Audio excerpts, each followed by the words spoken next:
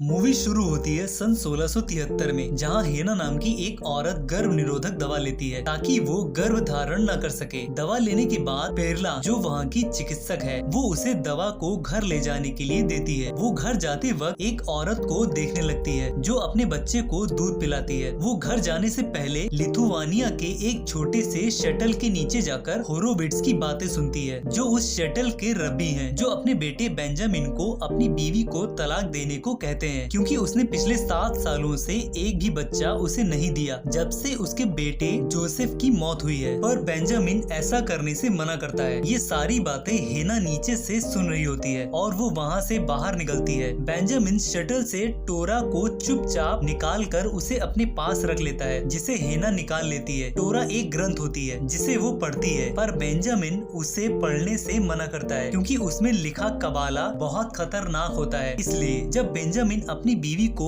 प्यार करने वाला होता है तो हेना मौका देखकर पेरला की दी गई गर्भ निरोधक दवा ले लेती है ताकि वो गर्भ धारण न कर सके। पर बेंजामिन इन सब से अनजान रहता है। इसके बाद वो फिर से उस किताब को पढ़ने चली जाती है और बेंजामिन अपनी वायलिन बजाने लगता है। हेना जब बुक पढ़ती है तो उसमें लिखा शब्द उसे उसके बेटे की याद दिलाता है जो पानी में डूबकर मर गया था। हेना अपनी बहन रेबेका, जो गर्भवती है, दोनों वहाँ बने पवित्र तालाब में नहाते हैं। दोनों जब वहाँ बैठे बात करते हैं तभी हेना को वहाँ पर एक आदमी खड़ा दिखता है जो भगवान को नहीं मानते हैं। वो लोग उस जगह पहुँचते हैं जहाँ हर तरफ लाशें पड़ी रहती हैं क्योंकि उस जगह पर प्लीग नाम की बीमारी की वजह से वहाँ के लोग मर रहे होते हैं। इधर बेंजामिन अपने बेटे की कब्र पर आकर उसे याद करता है। हेना की छोटी बहन रेबेका की जेकब से शादी होती है, पर तभी वहाँ पर किसानों का एक समूह आता है जो प्लेग मास्क लगाए रहते हैं। उनका नेता व्लादिमीर अपनी बेटी को लेकर आता है जो इस बीमारी की चपेट में आने की वजह से काफी सीरियस होती है। वो उसे मेज पर रखकर वहाँ के लोगों को बताता है कि मेरे लोग कीड़े मकोड़ों की तरह मर रहे हैं और तुम लोग यहाँ जश्न मनाने में लगे हो। तो रेबेका उसे वहाँ से जाने को बोलती है, पर व्लादिमीर उसके पेट पर लात मार देता है और होरोविट्ज को धमकी देता है, अगर मेरी बेटी ठीक नहीं हुई तो मैं वहाँ के सभी लोगों को मार दूंगा। तो पेरला उसकी बेटी का इलाज करने के लिए आगे आती है, पर व्लादिमीर वहाँ के लोगों को वहाँ से बाहर जाने को मना करता है और अगर कोई गया तो वो उसे गोली मार देगा। होरोविट्ज लोगों को 3 दिन का मातम मनाने के लिए लोगों से कहते हैं क्योंकि उनके एक साथी को व्लादिमीर ने मार दिया था। पर हेना वहाँ आती है और होरोविट्ज को बदला लेने के लिए कहती है और वो भी पाक किताब कबाला की मदद से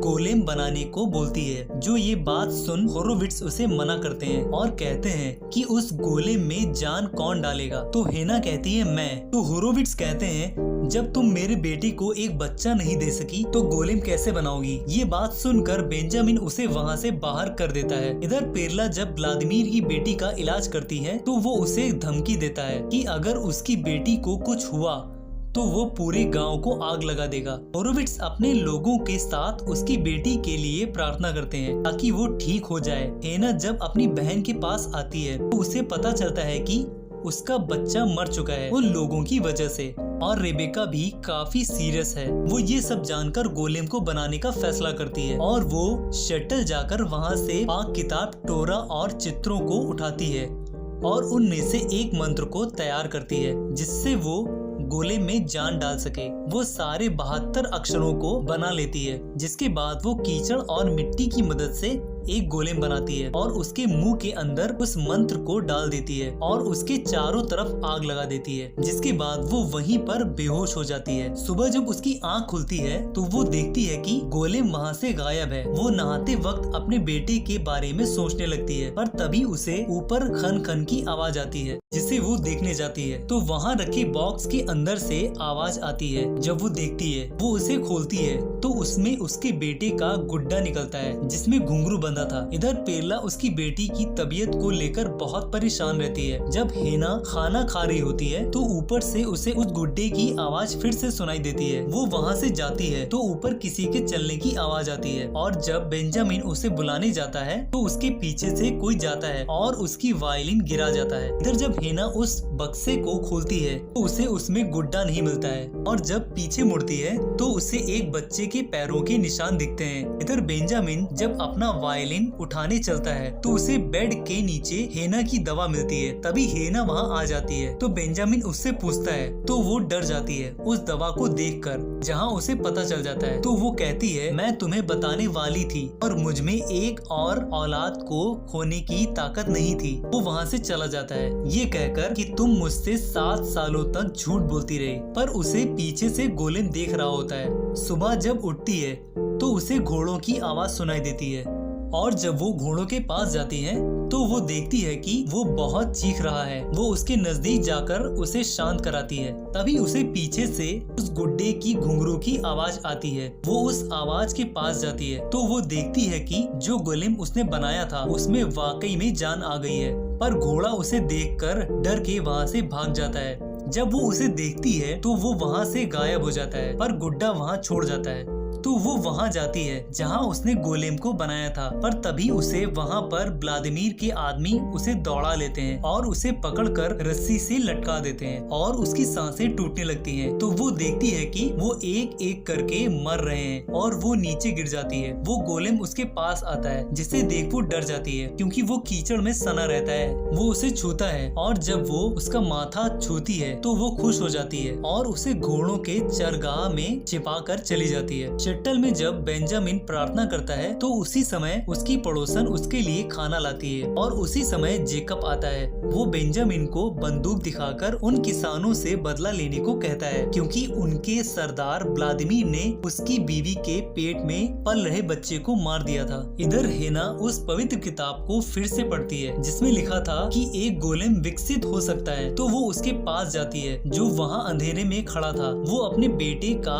खिलौना उस गोलेम को दे देती है और उसे अपने घर ले जाकर उसे साफ करती है। तभी वहाँ पर पेरला आती है और उसके बारे में पूछती है तो हेना उसे बताती है कि मैंने एक गोलेम बना लिया है। ये सुन वो उस गोलेम को खत्म करने को बोलती है तो हेना बताती है तुम उस बच्ची को नहीं बचा पाओगी और वो हम सबको मार देगा, इसलिए ये हमारी रक्षा करेगा, हमें बचाएगा। पेरला उस गोलेम के पास जाती है और उसे सब बताती है कि जब मैं छोटी थी तब मैंने सब देखा था। और पेरला हेना से वादा लेती है कि जैसे ही व्लादिमीर वहाँ से चला जाएगा वैसे ही तुम उसके मुंह से उस कागज का टुकड़ा निकाल लेना और ये आम इंसानों की तरह नहीं मरेगा। इधर पेरला के घर जाते ही व्लादिमीर उसे धमकी देता है वहाँ से न जाने की जब तक उसकी बेटी सही नहीं हो जाती। हेना जब अपने घर गोलेम के लिए कपड़े लेने जाती है तो वो देखती है उसकी पड़ोसन के घर में बेंजामिन है। ये देख वो घबरा जाती है कि कहीं अब बेंजामिन उसे तलाक न दे दे क्योंकि वो अब सब जान चुका है उसके बारे में। वो आग बबूला होने लगती है पर जैसे गुस्सा उसे आता है उसी तरह गोलेम को भी आता है। जहाँ पता चलता है कि हेना की आत्मा गोलेम से जुड़ी है। वो जाकर अपनी पड़ोसन को जान से मारने की सोचती है पर गोलेम को देख चाकू उसके हाथ से छूट जाती है। तो गोलेम उसके बेटे का गुड्डा उसे देता है। हेना उसे अपने बेटे की तरह समझने लगती है और उसे गले लगा लेती है पर गोलेम समझ जाता है कि वो क्या करने जा रही थी क्योंकि जो वो सोचेगी वही गोलेम भी। वो अपने बेटे के कपड़े निकालकर गोलेम के लिए सिलती है पर जब सुई उसके लग जाती है तो गोलेम के हाथ से भी खून निकलता है। वो दोबारा ऐसा करती है और वो जान जाती है कि अगर मुझे कुछ होगा तो उसे भी होगा। वो उसे अपने घर में ही रखती है। इधर बेंजामिन अपनी पड़ोसन के घर से खाना खाकर जब चलने लगता है तो वो बेंजामिन को सीड्यूस करने लगती है पर वो उसे ऐसा करने से मना करता है। उसके जाने के बाद बाहर उसे घुंघरू की आवाज आती है जिसे वो देखने जाती है। वहाँ पर गोलेम उसी चाकू से उसके टुकड़े कर देता है और फिर वो हेना के पास आकर सो जाता है। सुबह लोग उसकी लाश को देखते हैं। हेना उसे देख चौंक जाती है क्योंकि ऐसा उसने सोचा था। वो गोलेम को देखने लगती है और ये भी जान जाती है कि किसने उसे मारा। बेंजामिन जेकब के पास जाता है और उनसे बदला लेने को बोलता है पर उसके पिता उसे ऐसा करने से मना करते हैं। इधर हेना गोलेम को ढूंढ रही होती है तभी वो उसके सामने उसका दिल लेकर आता है जिसे उसने मारा था। ये देख हेना उन किसानों से बदला लेने की सोचती है। इधर ये लोग व्लादिमीर के आदमियों को भगाने आते हैं तो वो लोग इन पर ही हमला कर देते हैं पर बेंजामिन उनके एक आदमी का भेजा उड़ा देता है तो व्लादिमीर जेकब को गोली मार देता है और उसके आदमी बेंजामिन का गला दबा देते हैं पर तभी उसका सर फट जाता है। ये देख व्लादिमीर गोलेम पर गोलियां चलाने लगता है पर उसे कुछ असर नहीं होता है पर तभी उसकी बेटी बाहर आती है। ये देख हेना उसे अपनी बेटी को लेकर वहाँ से जाने को बोलती है, तो वो अपनी बेटी को लेकर वहाँ से चला जाता है। वहाँ खड़े सभी लोग हेना और गोलेम को देखने लगते हैं और उसका शुक्रिया अदा करते हैं। रात को बेंजामिन अपने घर आता है, जहाँ उसकी बीवी उसका इंतजार करती है। वो कहता है कि तुम सही थी, हमें अपनी लड़ाई खुद लड़नी चाहिए, और उससे माफी मांगता है। तभी उसे वो गोलेम दिखता है, तो वो हेना से पूछता है कि हमें इससे कोई खतरा तो नहीं। हेना कहती है नहीं, वो हमारी सुरक्षा के लिए है। वो खाना खाने आता है और बेंजामिन को घूरने लगता है और चाकू उठा लेता है। जब वो दोनों को इंटीमेट होता देखता है, तो वो उस चाकू को अपने पैर में घोंप लेता है, जिसका दर्द हेना को होता है और वो समझ जाती है कि उसने ऐसा क्यों किया। वो उसे संगीत सुनाने को बोलती है। ये संगीत गोलेम को नहीं बल्कि हेना खुद सुनती है, क्योंकि उसकी आत्मा गोलेम से जुड़ी है और उसका ध्यान भी हट जाए। दोनों गोलेम को ऊपर सुला देते हैं और फिर दोनों एक दूसरे को खूब प्यार करते हैं। पेरला गोलेम के पास आती है और उसे अपनी दुनिया में जाने को बोलती है। जब नीचे बेंजामिन के ऊपर खून की बूंदें गिरती हैं, तो वो ऊपर जाता है देखने के लिए, और जब वो ऊपर आकर बॉक्स को खोलता है तो उसके होश उड़ जाते हैं, क्योंकि गोलेम ने पेरला को मार दिया था। वो उसे ढूंढने लगता है और भागकर हेना को बताने जाता है, तो गोलेम उसे नीचे खड़ा मिलता है, और जब वहाँ हेना आती है तो वो उसे बताता है कि ये कोई रक्षक नहीं बल्कि ये एक शैतान है। पर हेना उसे एक बच्चा बताती है, तो वो वहाँ से भाग जाता है और मदद के लिए अपने पिता के पास आता है। वो बताता है कि उसने पेरला को मार डाला, तो वो 10 भरोसेमंद लोगों को लाने को बोलते हैं मेनियान करने के लिए। इधर व्लादिमीर की बेटी की प्लेग से मृत्यु हो जाती है, तो वो सबके साथ मिलकर उनके सारे लोगों को मारने निकल पड़ता है। इधर गोलेम को संगीत की आवाज सुनाई देती है। वो नीचे जाता है, तो बेंजामिन अपने साथियों के साथ उसे मारने के लिए घेर लेते हैं। बेंजामिन अपनी वायलिन की मदद से उसे शटल की ओर ले जाता है उसे मारने के लिए। वो उसे अपने पिता के सामने लाता है। होरोबिट्स उसे अपने मंत्रों से मारने की कोशिश करते हैं, जिसकी वजह से उसकी आत्मा कांपने लगती है। जब हेना को ये पता चल जाता है, तो वो दौड़कर उसे बचाने जाती है। वो शटल पहुंचती है, पर गेट नहीं खुलता है। पर गोलेम बेंजामिन के पिता को मार देता है, और इधर व्लादिमीर पूरे गांव को आग लगा देता है। और जब हेना को मारने चलता है, तो गोलेम उसका दिल निकालकर उसे मार देता है, और वो अपने असली राक्षस के रूप में आ जाता है